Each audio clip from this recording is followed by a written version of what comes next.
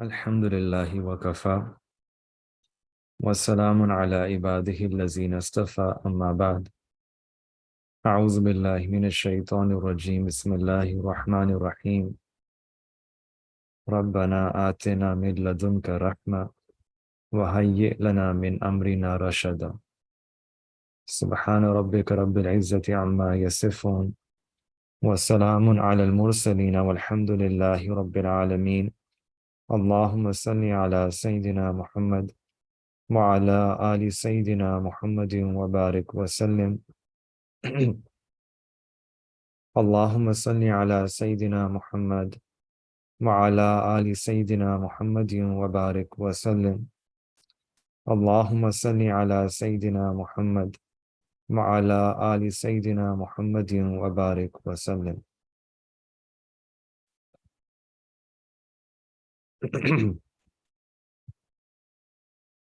In Surah Kahf, there is a verse,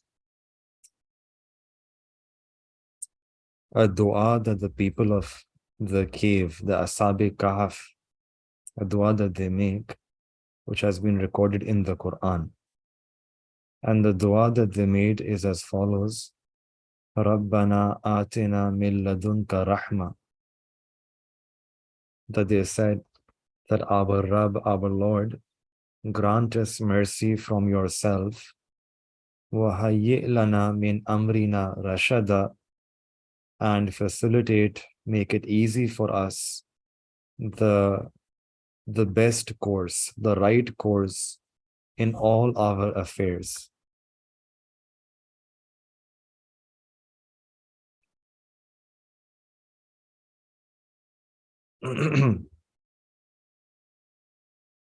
Make it easy for us, facilitate for us that course which is the best course, the right course, the course which has the most blessings in all our affairs.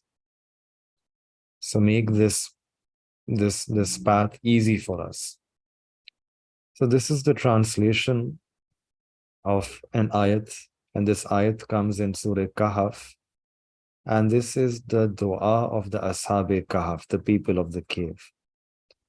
So who are the people of the cave? Very briefly, these are some men, young men, who were beloved to Allah subhanahu wa ta'ala, whom Allah subhanahu wa ta'ala loved, and Allah ta'ala made these young men a sign of His rahmah, a sign of His blessing, a sign of His qudra and power as well.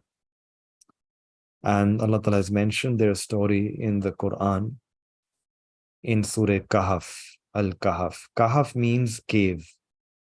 And their story is as follows: that when Sayyidina Isa alayhi salatu wasalam was raised up in the sky, then there were some followers of Sayyidina Isa alayhi salatu wasalam who were living, and they were very few in numbers. And gradually, some rulers, some kings, they took the reign of the country, and they started oppressing those believers who were believing in Sayyidina Isa alayhi salam, who were believing in Tawheed. And people who were true believers at this time, they had to bear a lot of hardship, difficulty because of their iman. And this is a story about a time which is when there was a particular king, and different accounts mention the name of the king differently, but the majority opinion is that the name of the king was Decius. In Arabic we call Dakyanus. And he was a king who was an idol worshipper, used to worship idol, and would also force his people, the community that he was ruling, he would force the people that they should also worship idols. And if anyone did not worship idol, he would do zulm upon them, he would oppress them, persecute them. So once what happened that there was some kind of festival which the king and all the people in that country they were celebrating. And for that festival, the king he wanted the entire community to come and partake from the in that festival. And in that festival, he had carved these very tall and long idols, and he commanded everyone that they had to worship these idols. They had to worship, they had to do ibadah of these idols that he had made. So, in that story, then, we have these 7 young men who were not willing to do shirk at any cost. They were not willing to worship these idols, and they were separate. They were not together as a group. They were individuals, independent separately. They did not know each other. And when they saw that this king is doing zulm and is forcing them and uh, compelling them to worship idol, compelling them to leave Tawheed. So these young men, one by one, they left that place. Very secretly, they left that place and they went to some other location. First, one person went to that location. Then, very coincidentally, the other person, he also left and went to that same location. And then third person reached that fourth person. And in this way, 7 people, these 7 young men, they reached that same location and they did not know each other. And they're sitting there looking at each other. They don't know why the other person is here. They don't recognize, they don't know the other person. They don't know the intention why other people are here. And then also each one of them is scared and worried about his own self. That what if I reveal my intention, maybe these other people might take me back to the king and force me to worship idol. So they're not even asking each other that why are you here. And a long time passes by, and then finally one person he uh, pulls up the courage to ask the others and says that why are you here. And then they reveal one by one that we are here because we don't want to do shirk. We don't want to worship that idol that the king wants us to worship. And in order to save ourselves, we have gathered here. So in this way, gradually, all 7 of them, they realize that they're here with the same intention, which is to protect their tawheed and to save themselves from shirk, to save their iman, to save their ibadat of Allah. So then they're gathered there and they're thinking that what should we do? How can we save ourselves from this tyrant, from this king, from this oppressor? And in the meanwhile, the king somehow he finds out that these 7 people have slipped away. So he sends his men and he captures them, and these 7 people are brought in front of the king. And now the king forces them, gives them a choice that either you accept my idols and start worshipping my idols, else I will kill you. I will destroy all of you. So this is your choice. And now these 7 young men, they're faced with this choice, either to do shirk, worship idols, or give their life, sacrifice their life. So they said to the king that give us some time to make a decision. Give us some time where we can reflect, and then we will decide what we want to do, whether we want to die or whether we want to worship your idols. Give us some respite, some time to think. So the king gave them time. And when these seven young men, when they got that time to think, to reflect, at that time they made this dua, which is mentioned here in the Quran. And which dua did they make? They made this dua that Rabbana, Rabbana atina min ladunka rahma. That, O our Rabb, O our Lord, our cherisher, our nurturer, grant us from yourself a rahmat, a mercy. grant mercy from yourself. وَهَيِّئْ لَنَا مِنْ أَمْرِنَا رَشَدًا. And the path which is the best path, the right path, the best course, grant us and facilitate for us the best course in all our affairs. Can He make easy the best course in all our affairs? So they made this dua. And Allah subhanahu wa ta'ala put in their heart that this again is mentioned in Surah Kahf, that when they turned to Allah subhanahu wa ta'ala, Allah ta'ala said that when you have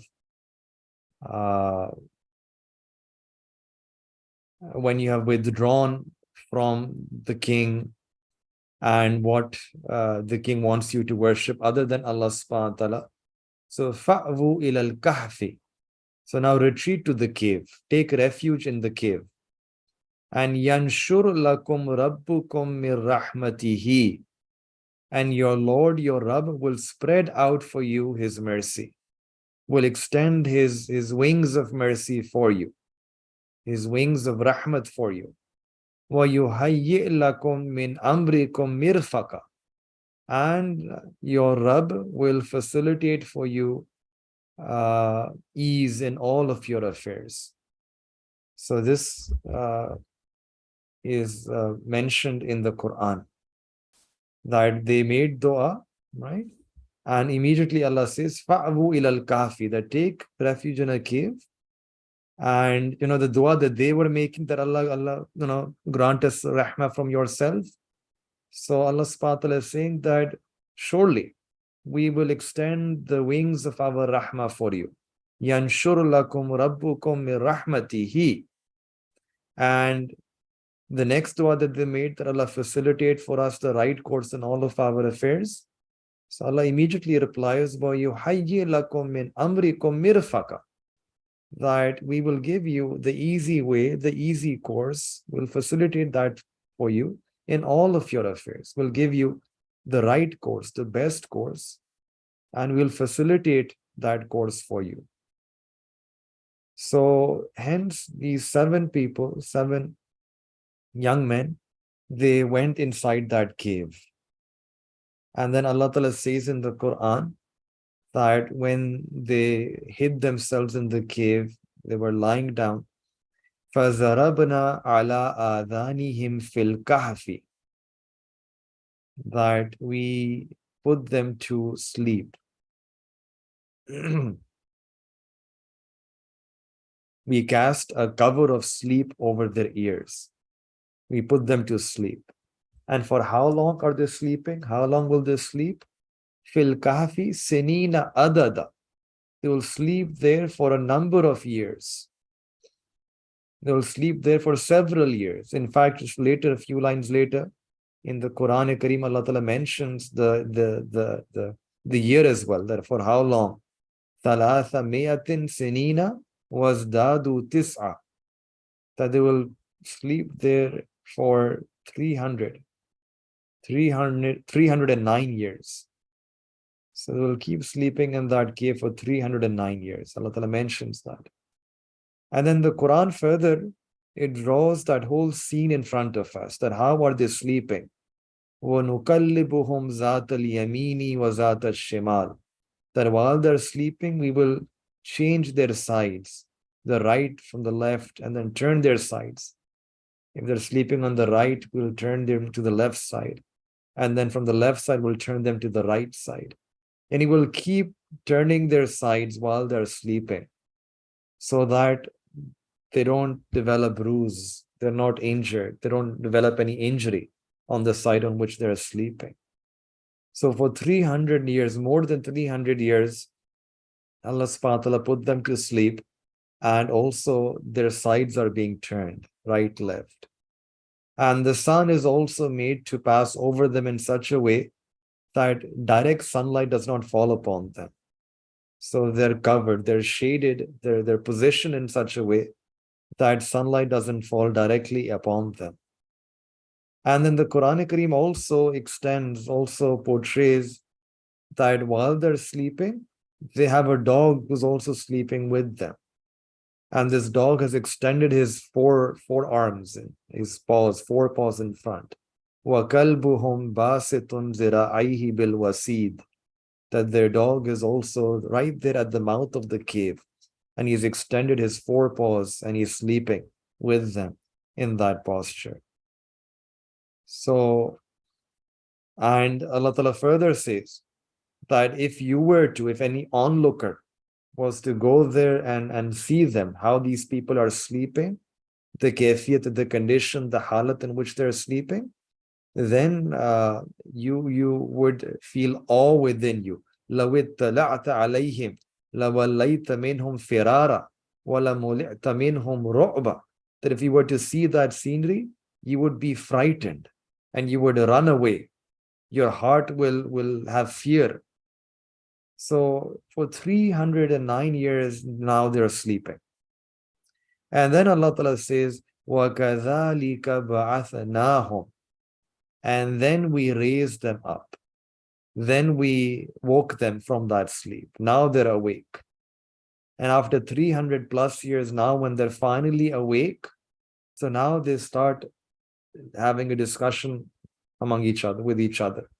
They're discussing, they're asking each other that, well, for how long were we sleeping? So one person says that we were sleeping for one day.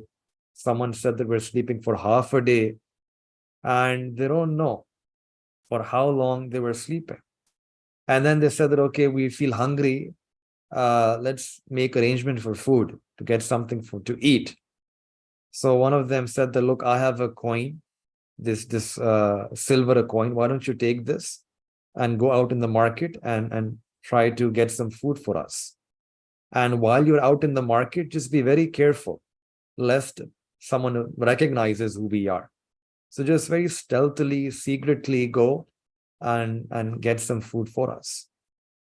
So Allah Ta'ala says that in the Quran, that فَبْعَثُوا أَحَدَكُمْ بِوَرَقِكُمْ هَذِهِ إِلَى الْمَدِينَةِ فَلْيَنْظُرْ أَيُّهَا أَزْكَى طَعَامًا. That take this coin, this silver coin, and go towards the city, and then find food that is pure, that is halal. Because remember that they were thinking that the community is full of idol worshippers. So they're careful that the food that we want you to bring back is food that is pure, that is permissible, that is halal. Even in that condition, they have this fikr, they have this concern that we do not want to eat haram food. Ayyuha azka ta'aman falyatikum birizqin minhu walyatalattaf. And go there and do all of this very stealthily, secretly, and no one should realize, no one should recognize who you are. So then, as the story proceeds ahead, this one person, he takes that silver coin, goes out, and he searches for food, and he says that, take this coin, give me the food. And the shopkeeper, when he looks at that coin, he says that, where are you from? And where did you get this coin from? And this coin is 300 years old. It doesn't work in our times. And that is the moment when they realized that we have been sleeping for more than 300 years. And when he was forced, people started asking him, that where did you get this coin from? And that is when the entire story opened up. They told what happened.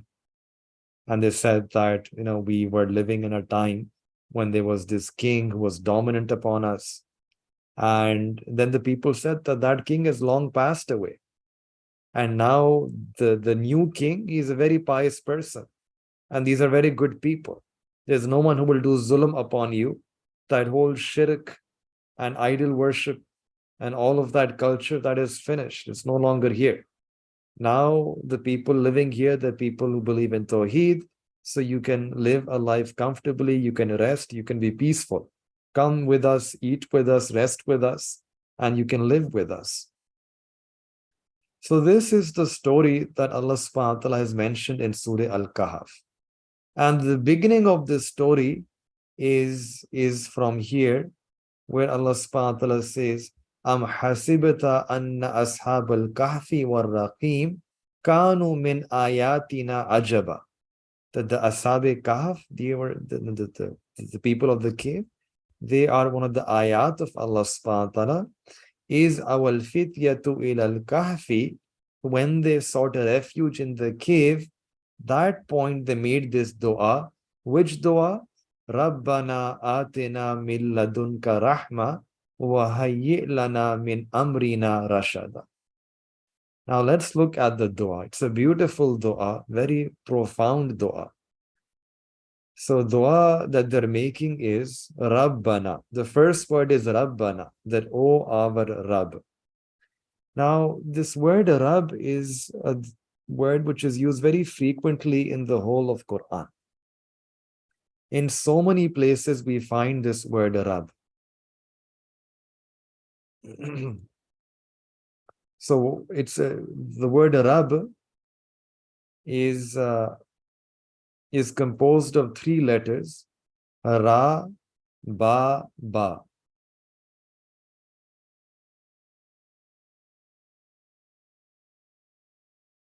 And in Arabic language, Rabb simply means that being who nurtures you, who nourishes you, that sustains you, raises up something from the moment it is born till the moment it reaches perfection. So Rabb means that being who nurtures and raises up anything. And Allah Ta'ala, He is not just our Khalik, He did not just only create us, but from the moment we were born, Allah subhanahu wa ta'ala has been nurturing us. He has been nourishing us, providing for us, has been taking care of us. And He has raised up and provided for each and every one of our needs. Allah Ta'ala provides for our physical needs and also provides for our spiritual needs. If you want to understand the example of a Rabb, and I want to sort of open this because this word Rabb comes in almost all the du'as which are mentioned in the Quran, right? It's such a central word. And there's a reason, right, why this word is so special. So if you want to think about an example of Rabb, we can look at a few examples from this world. So the first is an example of a gardener.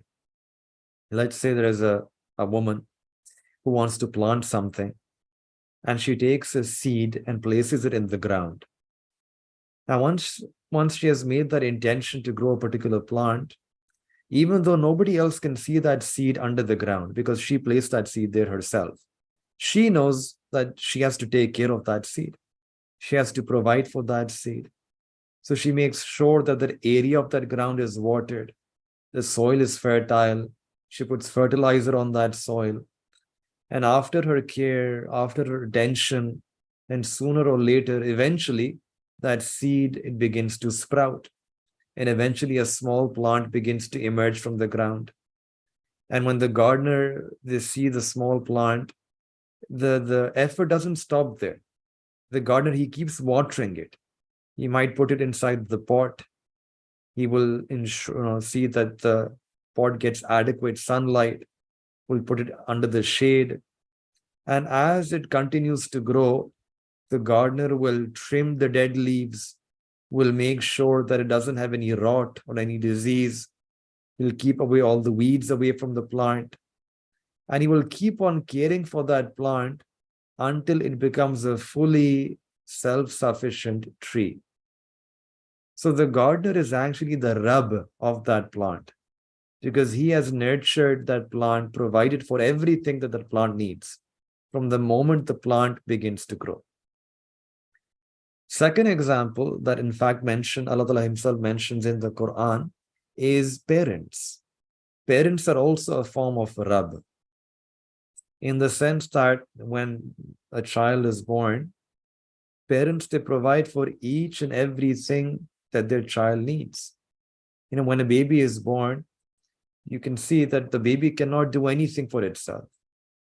The baby is unable to drink on its own, unable to eat on his own, unable to go anywhere on his own. It can't even turn around or turn on the side. Each and everything, the parents have to do it for the baby.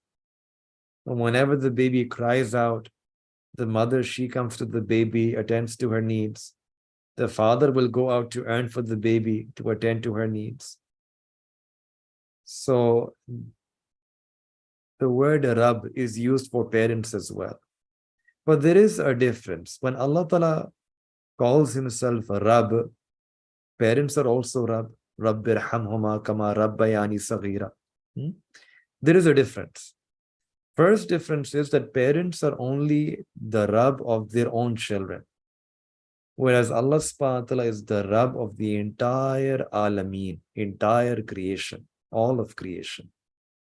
Allah Ta'ala sustains and nurtures and nourishes each and every human being, each and every animal, each and every plant, each and every species, animate objects, inanimate objects, and everything. And the second difference is that parents are only Rab of their kids for a temporary period of time. They provide for their kids' needs, but then their kids, they grow up. And eventually the children, they get married, they become adults. And at that stage, the parents, they no longer need to nurture their child because the child himself is now mature. He's a fully grown adult.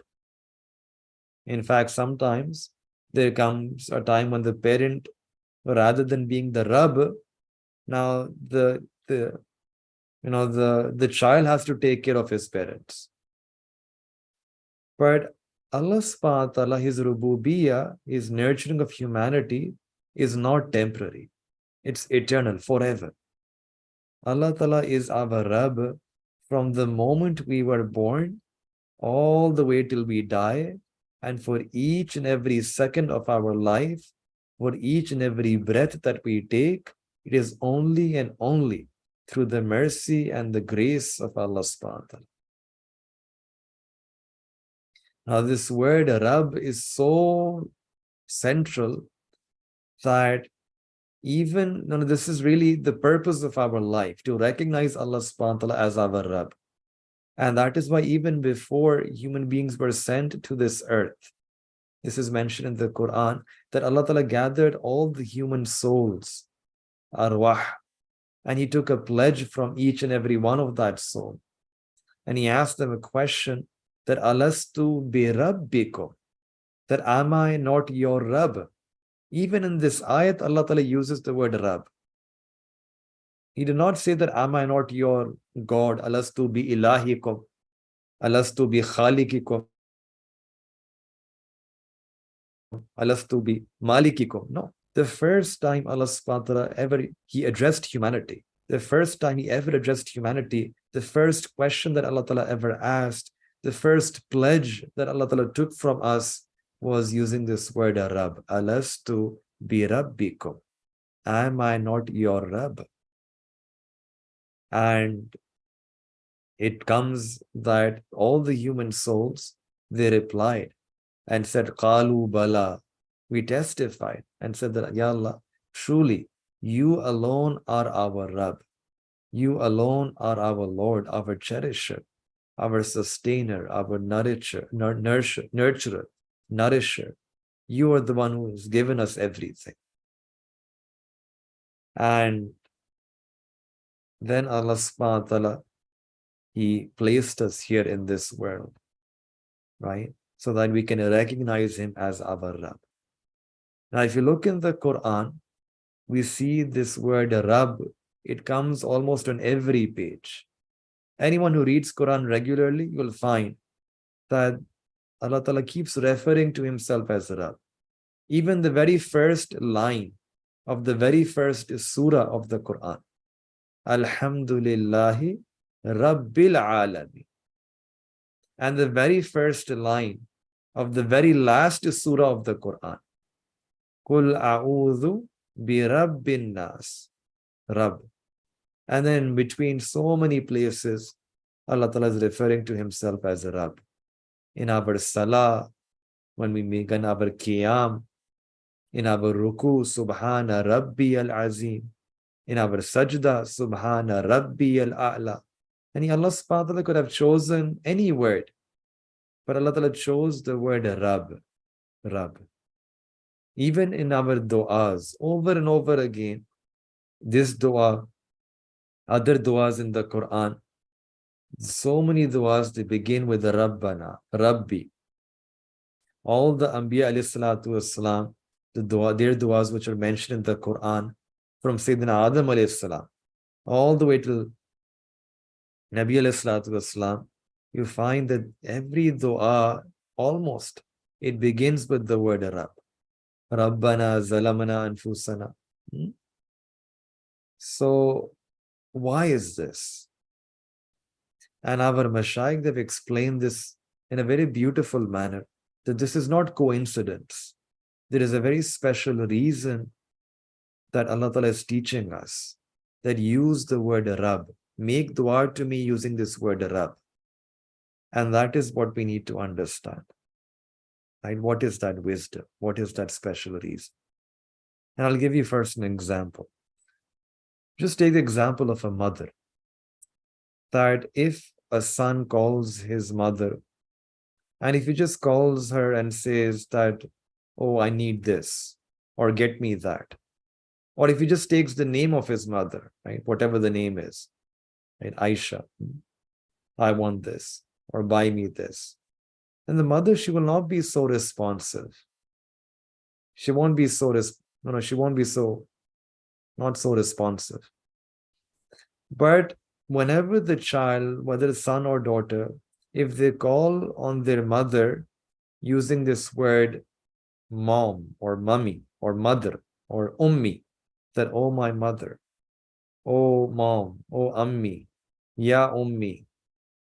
And all the mother has to do is just hear her being called in that manner, and she will rush to her child. If she's across the house, in the middle of taking her meal, eating food, and she hears from the distant corner of the house her child say, oh ammi, oh mom, mummy, that's all she needs to hear, and she will get up. Even she will leave the food unfinished. She doesn't know what the child wants. She doesn't know what the child needs. She doesn't know what the child is asking. She doesn't even know if the child is being naughty. All she needs is just to hear herself being called a mother, and she races to her child. If it's in the middle of the night, she's sleeping, and she hears a cry from across the hall that her child says, oh mom, oh mother, oh ammi. All she needs to hear is just those words, and she will even shun her bed, give her sleep, and go attend to her child's needs. Why? Because when the child calls upon his or her mother by using her name, when the child invokes the motherhood of the mother, then the mother, her heart melts. Her heart melts, and she just inclines to do whatever her child wants. And just like that, Allah subhanahu wa ta'ala has taught us that, oh my servants, call upon me with my name Rabb, because I'm your Rabb. I've nurtured you, I've raised you up, I'm giving you everything you have in your life. When you become hungry, I give you food. When you become thirsty, I give you water. When you become sick, I give you health. When you turn to me in dua, and when you acknowledge me as your Rabb, then just like the mother, her heart melts when her child calls her like that, just like that, Allah Ta'ala's mercy will incline towards us. Allah Ta'ala will feel generous towards us. Allah subhanahu wa ta'ala will feel kind and compassionate towards us. Allah subhanahu wa ta'ala's mercy will raise towards us when we call him using this word Rabb. So this is why our Mashaykh, they say that Allah subhanahu wa ta'ala has taught us in the Quran over and over again, that when we make dua to him, call upon him with this word Rabb. And perhaps only a mother can really appreciate the secret and the treasure of this word Rabb. This is what Allah Ta'ala is teaching us here. That not Allahumma, Rabbi or Rabbana, that call upon me using this word, because this is the sifat of Allah Ta'ala, the rububiyat of Allah, that Allah, you are my nurturer, you provide for all my needs, and I'm making this dua with that nisbat, calling upon you with that relationship that you have with me. I remember our Mashaykh and teachers, they say that there is a sweetness in being addressed by such loving names. There was a very big scholar by the name of Shabbir Ahmad Usmani Rahmatullah alayh. And he would go to someone, to one of his distant relatives, and someone asked him that, why do you go to her? Like a grandmother or like a momani or something like that, right? So why do you go? Why do you visit them? And he replied that the reason I go to their house is because in in the entire world, that house, there is a person who calls upon me and says that, oh my son. They address me with that title, that, oh my son. Other people, they're addressing me as Allama, as scholar, as this, that. And the muhabbat and the love that I feel in being addressed like that, oh my son, right? Just to feel that sweetness, I go to their house so that at least there is someone who addresses me in that loving way. So this is what Allah subhanahu wa ta'ala is teaching us, that ask from me, but ask from me invoking this relationship that I have with you, that I'm your Rabb, that I provide for all of your needs. This is the rishta. This is the relationship that Allah Ta'ala wants us to invoke in our du'as. That, Ya Allah, you are our Rabb. You provide for everything that we have. Rabbana. Allah says, call upon me using this word, Rabb. Then, so these people, they called Allah subhanahu wa ta'ala using this Rabbana. And then after that, they said, Atina min ladunka rahma. That, oh Allah, grant rahmat, mercy to us, bestow upon us your mercy. But this mercy should come min ladunka. This should come from yourself exclusively. And this is also very important. This is indicating that, Ya Allah, the mercy that we want from you, we want that mercy for which we don't deserve that mercy. We don't have any right to claim that mercy. We're just asking this mercy, min ladunka, from you alone, not in lieu of any amal that we have done, not because we have a claim to your mercy, not because we have any right over you, not because we are worthy of this mercy, not because we are deserving of this mercy, nothing. Min ladunka, Allah, just from your own self, from your own fazl, from your own grace, Allah, give this mercy to us. Not as a consequence of anything that we have done, because we don't have anything to show to you. We don't have anything to present to you. We are just empty. We come with an empty bowl, empty hands, nothing. We are asking this rahmat from you, not in lieu of anything that we have done or what we deserve, but min ladunka, Allah, from your grace, from your rahmat, from your fazl, from your karam, from your ihsan. Allah, do this ihsan upon us, this favor upon us, that out of your own self, Allah, just gift this mercy to us. Gift it to us. Just in this one word, there is so much abdiyat. There is so much humility. There is so much servitude. And this is really what the essence of dua is supposed to be. This is why these duas in the Quran are so special, because they're teaching us how to make dua, that you completely surrender yourself before Allah. You just humble yourself, that, Ya Allah, I'm asking you for this mercy, not because of any amal, any action that I have done. It's not that I now have a claim to this rahmat. Allah, just out of your own self, give it to me as an inam. Give it to me as a favor from you. Allah, if you give this mercy, this will be a favor from you. This will be a ihsan from you. This will be a blessing from you. This will be a gift from you. So this is abdiyat, servanthood. This is bandagi. This is submitting oneself before Allah. That when you ask Allah subhanahu wa ta'ala, you ask Allah ta'ala in such a way that, Ya Allah, I have no hakikat. I have no reality. I have no worth. I'm not worthy of anything. I'm not deserving of anything. I have no action, no amal that I can present to you, no good deed that I can present to you. But Allah, I just ask you that out of your rahmah, milladunka, Allah, from yourself, Allah, give it to me. Milladunka, from yourself. Milladunka. Out of your fazl and karam, Allah, give this to me. So this is teaching us this, the tariqah, the method of how to make dua. And what, Ya Allah, what do we want from you? Rahmah. Rabbana atina min ladunka rahmah. Allah, give us rahmah from yourself. Give us mercy from yourself. Now, rahmat, this word rahmat, rahmah, it's a common word that all of us know, all of us are familiar with.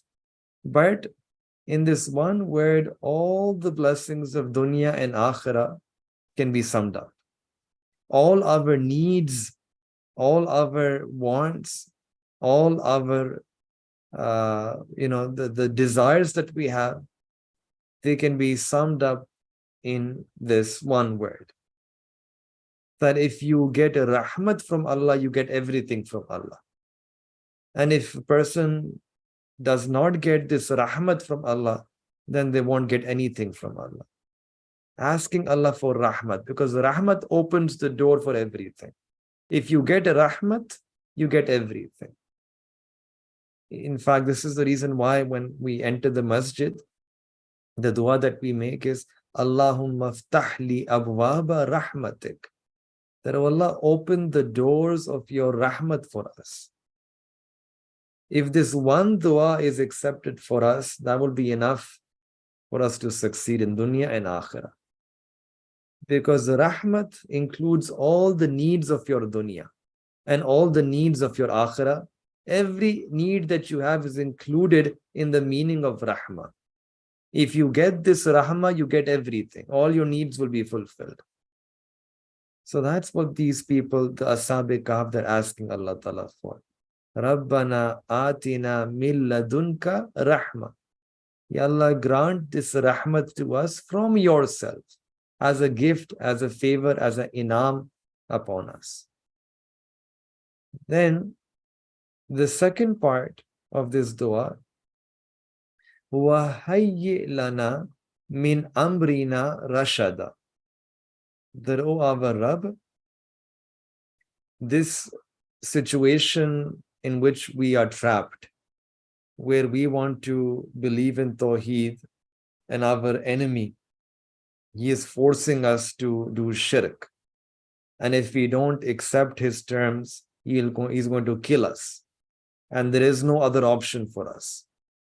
Either we accept his shirk or we give up our own life, our life. We die. We sacrifice our life. Allah, in this situation that we are in, it's do or die.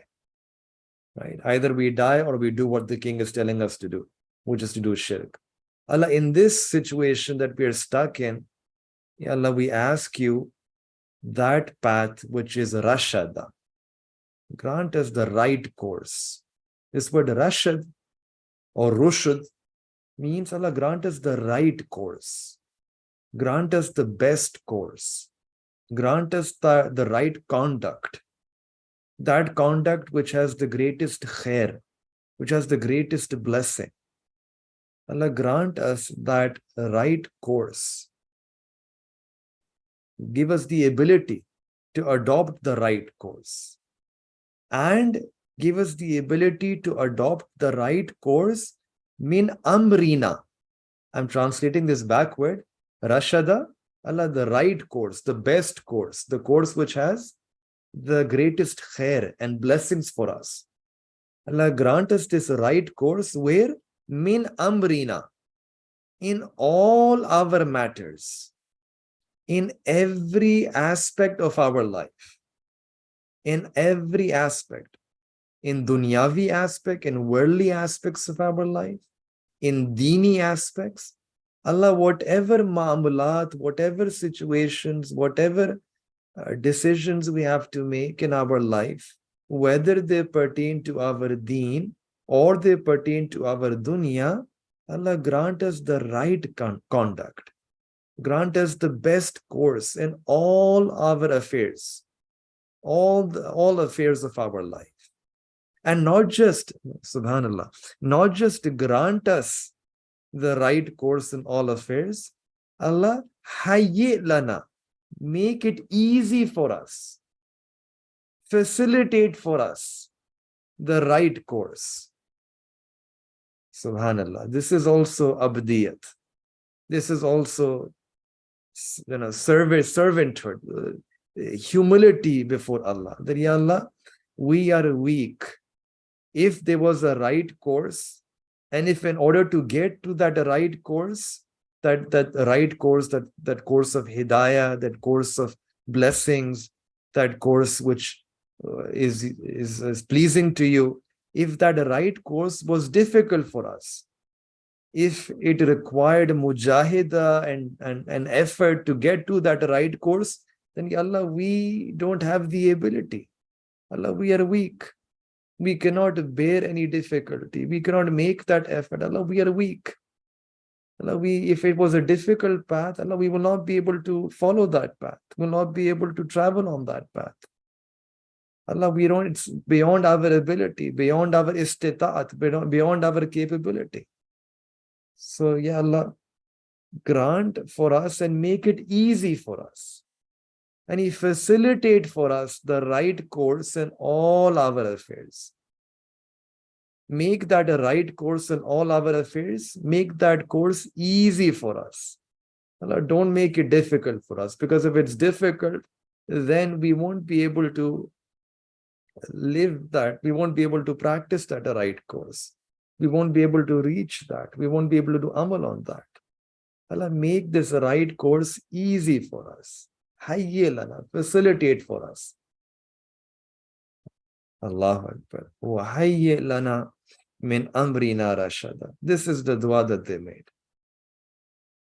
And one can imagine with what sincerity they would have made this dua, with what heart they would have made this dua, with what ikhlas they made this dua, in which situation they are making this dua. And when they made that dua, Allah Ta'ala accepted their dua. Allah Ta'ala accepted their dua, and Allah Ta'ala gave them that right way. And so, and make that a right course an example for all of us.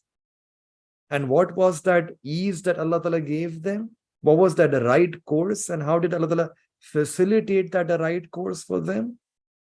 Allah, these are 7 people. Allah Ta'ala put them in a cave, and Allah Ta'ala covered them up with a sleep and put them to sleep for more than 300 years. And a sleep where they won't die, where they don't need any food, they won't need any drink, they won't fall sick. For 300 years, they're alive, but sleeping comfortably. This is the easy way. This is the facilitation, the ease that Allah Ta'ala gave them. For a moment, if we imagine, if the hukum, if the ruling, if Allah Ta'ala would have commanded them that, you need to remain steadfast on Tawheed, go out and fight that king. That's what you need to do. Go do jihad against that king. If you have to give your life, give up your life. That could also have been a command. But what did they ask Allah Ta'ala for in their dua? That Allah, make the right course, make that easy for us. So this is such an easy way, that they were sleeping. How easy can it be? They're just sleeping, and in that sleep, Allah Ta'ala changed the entire world around them. For 300 years they're sleeping and the entire society is upturned. That zalim, that tyrant goes away. And now when they wake up from their sleep, there is a revolution in the city.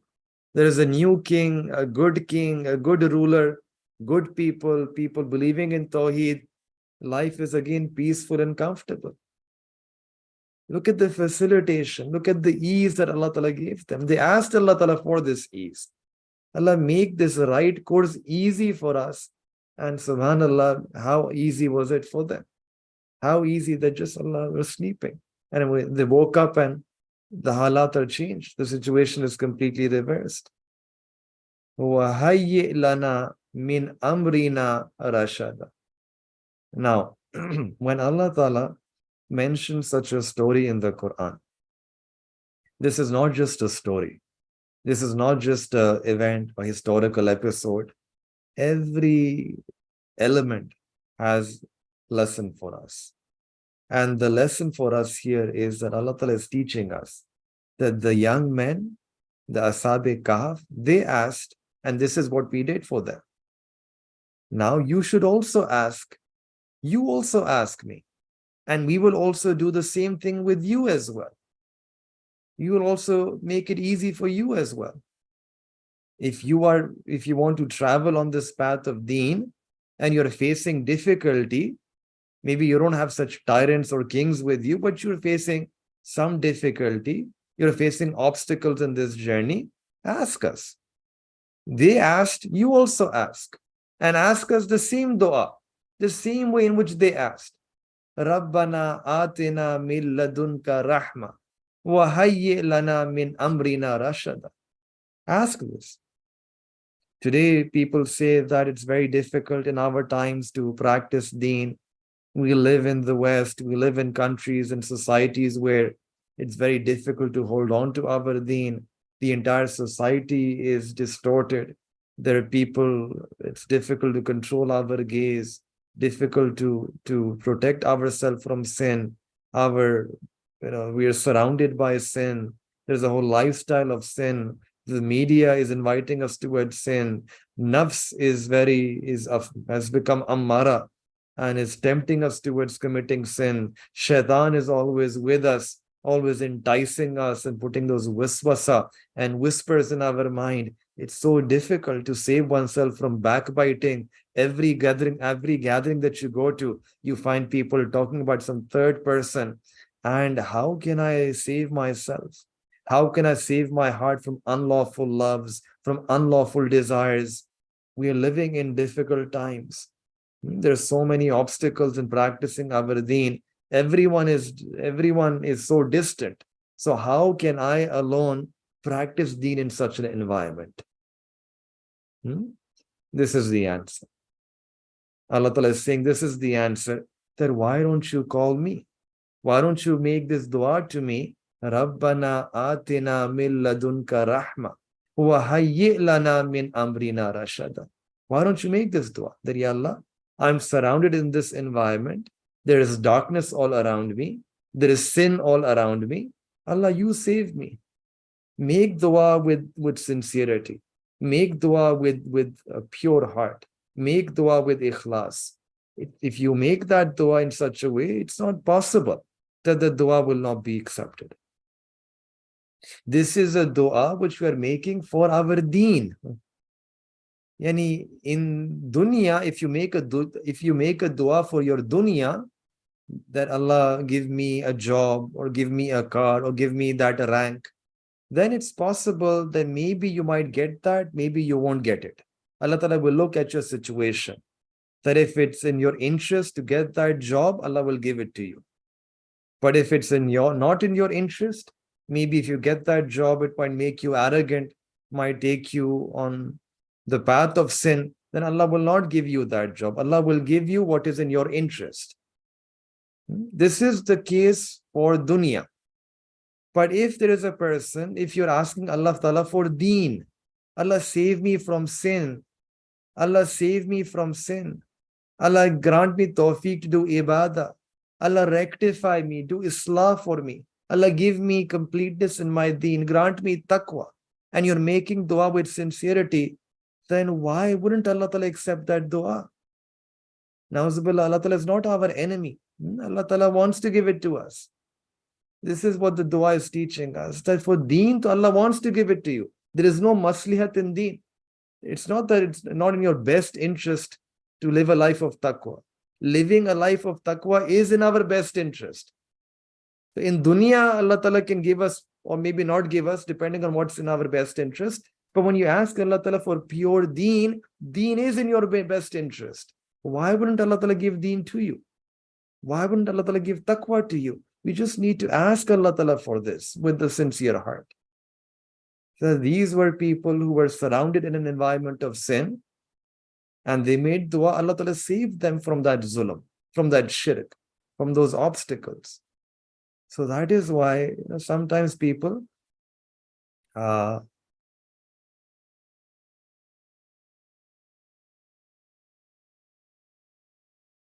this dua also, sometimes people say that I'm engaged in a particular sin.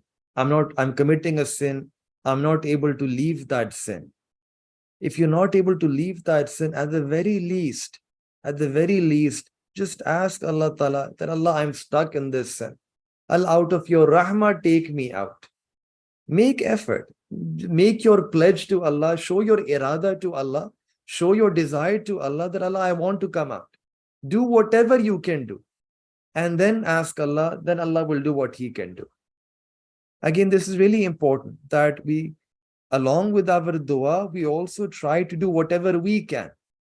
In this story, we see that these people, the Ashab-e-Kahf, they're stuck in that environment. But they're not just sitting in that environment and saying, Allah, take us out. They actually ran away from that place and they sought refuge in a cave. And that is what they could do.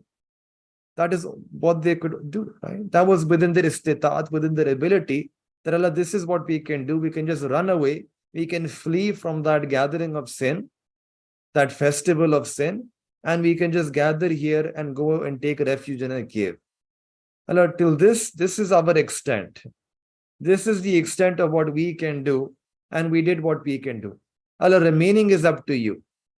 Allah, you now do what you can do. And that is what these people did. They sought a refuge in a cave, and then Allah subhanahu wa ta'ala did what He could do. They sought a refuge in a cave, and they left the remaining to Allah subhanahu wa ta'ala. And they made this dua. So this dua is teaching us that whatever steps you can take those steps. Right? It shouldn't be the case that you are not taking any steps, not doing anything.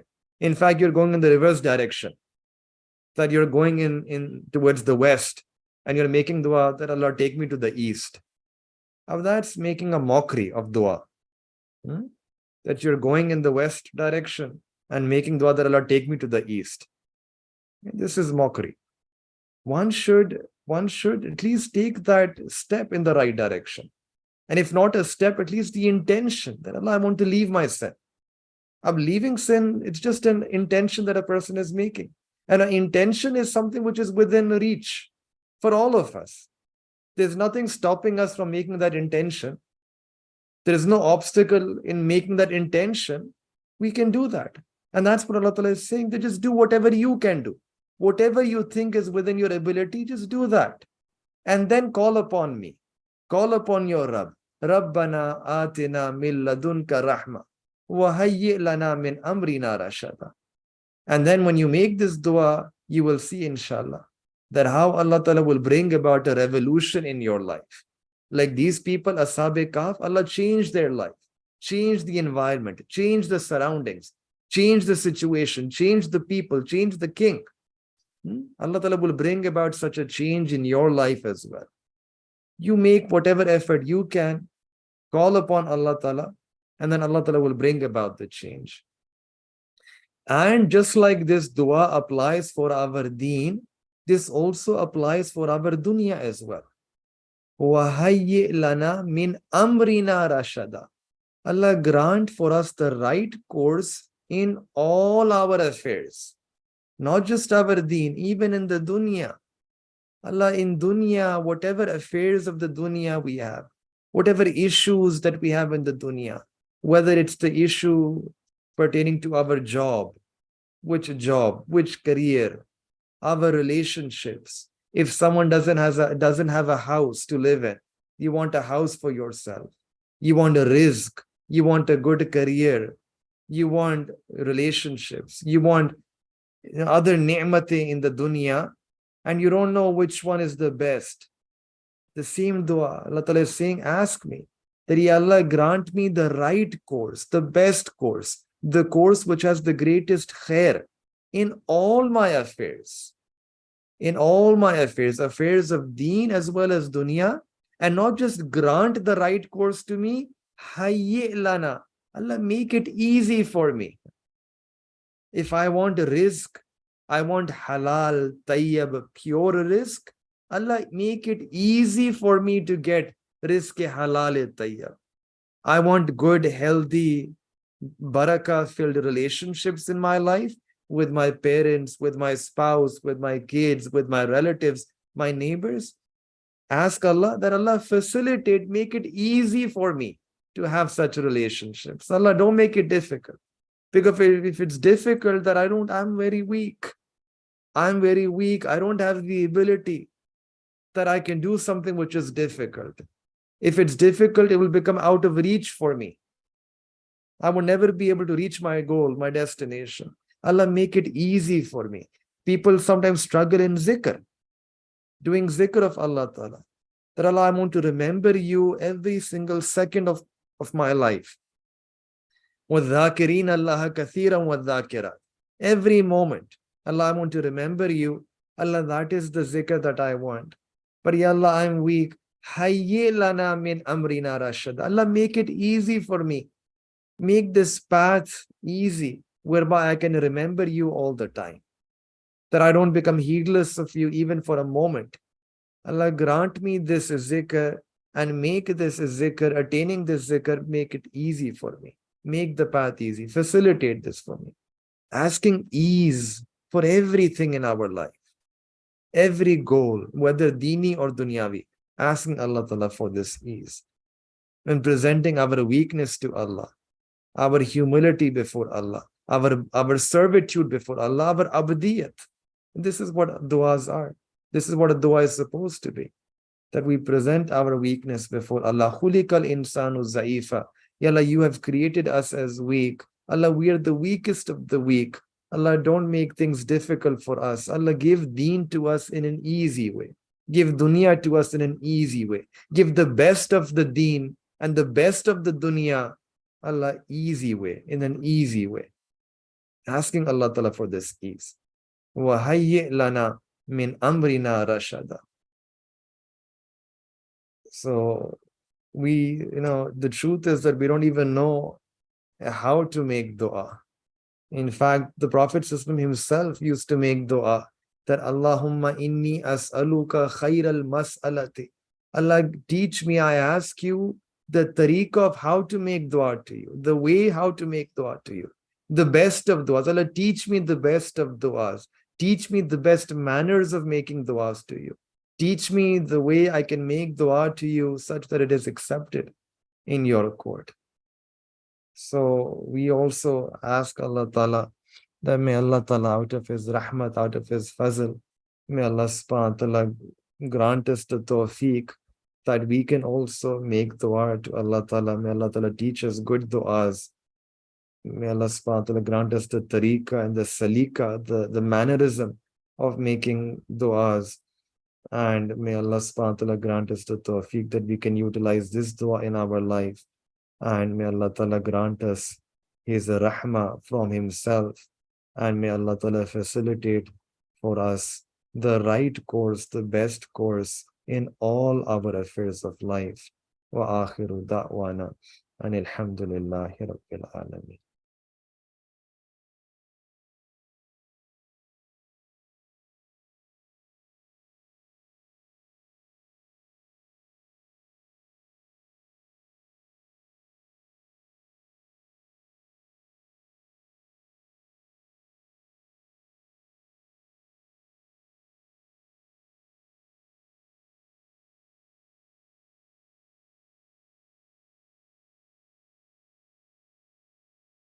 سبحان ربي العظيم.